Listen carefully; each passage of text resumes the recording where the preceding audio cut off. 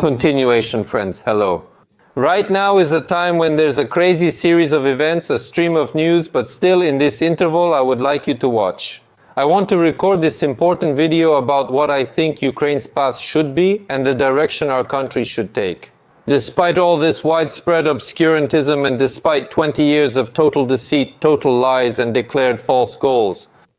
First, let's be brief. This is important for the algorithm to end the war and its relevance to this topic and video. As I already said, it won't be like we'll all wake up one day and the war is over and nothing else will happen. No, first there will be a truce, a ceasefire, then elections will be announced. I can even tell you the dates. The ceasefire will be between April and May and the elections will be at the end of September. Then a new president will come and will sign a full peace agreement, the draft of which will already be ready by that time. Well, of course, without our direct participation, without Ukraine's direct role, only indirectly and afterward. And I'm not offended by this at all. You know why? If Zelensky were a reformer and represented my interests and yours, then it would be a different story about Ukraine's main interest. This person only cares about one thing, staying in power for a second term, even if it means prolonging the war. So automatically this person does not represent my interests or my wishes as a citizen of Ukraine. I think yours too. You can write in the comments. That's why I think this way and I'm completely calm about it. But why? Because I fully trust Donald Trump. But you may wonder what follows peace. The elections are over, including presidential, parliamentary and local ones. What happens next? I believe first and foremost a referendum should be held. On what topics? We need to ask people if they want the federalization of Ukraine. That's the first thing. Second, whether they want a presidential or parliamentary republic. I still support a presidential one. And then, the European Union and NATO. Do you supposedly want to continue on the path toward the European Union and NATO? And here is the most important thing I would like to talk about. I am categorically opposed, and have been for a long time, to joining the European Union. If our options are living under the green regime or the European Union, where Brussels makes decisions, any reasonable person would pick Brussels. But I don't want to make that choice. Let's leave this path entirely. Do you know why else? Because right now we're spending decades on this supposed path to the European Union. We want to go there, but then it basically falls apart and then we'll be crying, wondering why we wasted so much time on it. If it's already on the verge of collapse, if it's not working, it's only making things worse for us. A recent example is how leftists funded the disruption of elections in Romania. There was a normal election in Romania. Some organization comes out, pours in money and energizes the European Union. In Brussels, as Javier Milei said, they decided this candidate wasn't suitable. They were disrupted with the help of TikTok, which is absurd in itself. On TikTok, you can say anything you want, but it's not TikTok that votes. It's a real person who goes to the polling station and puts their check mark. If he made a mistake, then he made a mistake in his own mind, and that's his right, and this right is enshrined in the European Union. Now, of course, the situation has gotten so bad that in December of this year, distant Romania actually annulled the results of the presidential election, based on weak suspicions from the intelligence services and enormous pressure from its continental neighbors. Now, as I understand it, the argument was that Russian disinformation had infected the Romanian elections. I'd ask my European friends to consider another perspective. Do you think it's wrong when Russia buys social media ads to influence your elections? Of course we do. You can even condemn it on the world stage. But if your democracy can be destroyed by a few $100,000 of digital ads from another country, then it wasn't very strong to begin with.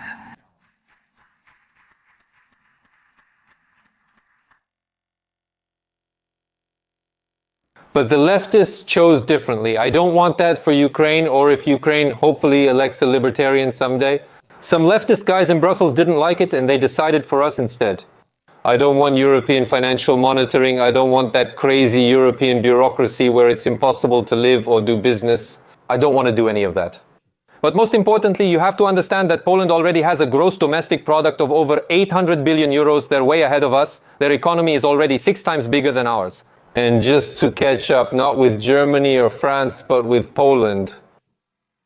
We need to do something incredible to offer unbelievable conditions both for domestic investors, foreign investors, and for businesses. If you apply European rules of the game in Ukraine, and I've said this many times, then any investor, including any Ukrainian investor, by the way, will choose Poland instead. The mentality and everything else, there are similar, almost the same people with a few nuances. There, the rules are set, the market is ready, courts are fair, and European rules apply. Why should I take risks in Ukraine, argue with our law enforcement and officials? I answer that our law enforcement and officials will outplay the European rules and create the same kind of economic terror here. Even worse than now, but disguised as, we're introducing these rules because of the European Union. So, what I'm proposing is dollarization in Ukraine, to stop the emission of the hryvnia, introduce the dollar, introduce the euro, in other words, multivalency. But why did I say dollarization? Because I'm proposing to enter into an alliance with the United States and offer this to the United States, as part of a mineral resources deal, subtitles by Dematerzok. And there's no need to panic if America develops our mineral resources. That's only a plus. It's a guarantee of security. Elon Musk should also build multiple factories in Ukraine, which would greatly ensure security. It's even better than NATO. NATO won't take us, even though I really wanted to join. We should forget that and seek other real but unconventional solutions. And now, regarding all those who are shouting that Ukraine is being sold out, yes, we need to look at the deal they're offering us. Zelensky should announce it. He can't make these decisions for us. I agree, but when you say, and ours are giving up, how many do you mean? Write in the comments how many dollars you got from our resources. Write how many dollars you received. You can just write 0 if you want. Neither of us has ever gotten anything from there, and we never will. That's a separate, long conversation.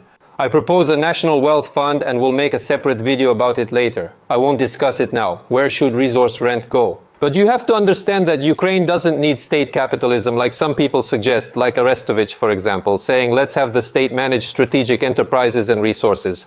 That's a dead end. That's Russia's path. I've said many times, state capitalism is fascism. We objectively don't have the technology to develop these mineral resources. We don't have the money to develop these resources. Who does? Russia, for example. Do we want to be like Russia? No, we don't. That's why the United States should be involved in this. And the corporations that come in are not part of some globalist operation. That's over. President Trump is in charge now. The right-wing agenda is different. We need to enter into partnerships, not give away, not sell, but enter into partnerships. That's what I'm proposing.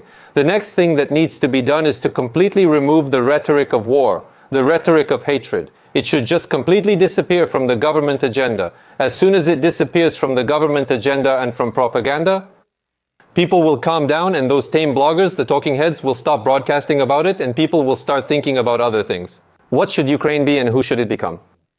It's a country for trade, for business, for a peaceful and happy life. These aren't just abstract words, it's a whole philosophy. Don't like it? What's the alternative?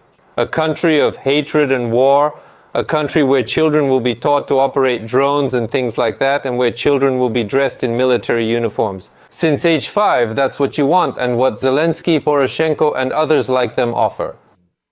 Unfortunately, some countries like Britain prioritize their own interests. I support addressing issues for their safety and well-being at the expense of our lives and our economy. So I am specifically against this. Partnership with Britain, sure, but not as a proxy, and that's what I've just told you. Very briefly, the European Union is also stifling freedom of speech. They've started a campaign against Musk, and there will be multiple trials in Europe against both Musk and X. Leftists will lead, likely with Macron at the front. That's exactly what I don't want. And you have to understand the horror of the situation when Brussels will be deciding what to do. And for example, this will be happening in Paris, led by Macron, or in Germany by Scholz, or maybe someone new. And in Ukraine, they'll be saying, look, we're implementing all this too. You can't post certain things on X, we'll arrest people for that. And look, Britain isn't in the European Union, but they're arresting people for posts on X. And Britain is already practically a religious Muslim country. They've now approved the same program for Palestinians as for Ukrainians, so Britain will be finished. I'll tell you even more.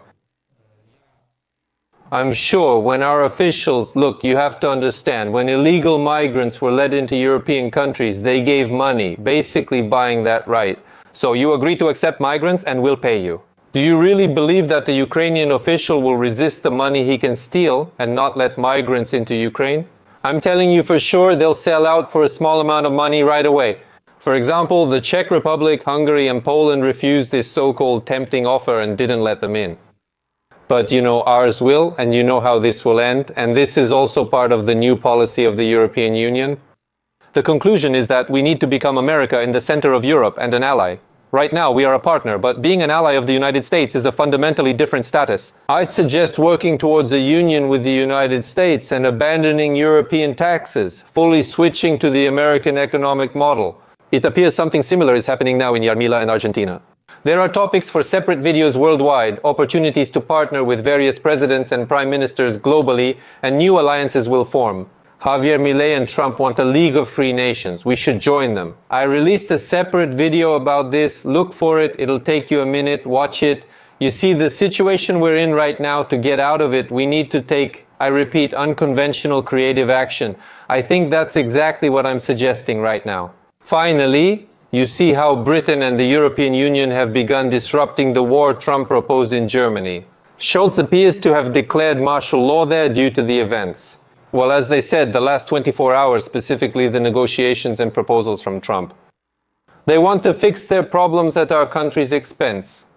Go ahead and solve them. We support being partners, like trade partners, but not if it costs us. This is betraying national interests, like Zelensky letting others solve their problems at his country's expense.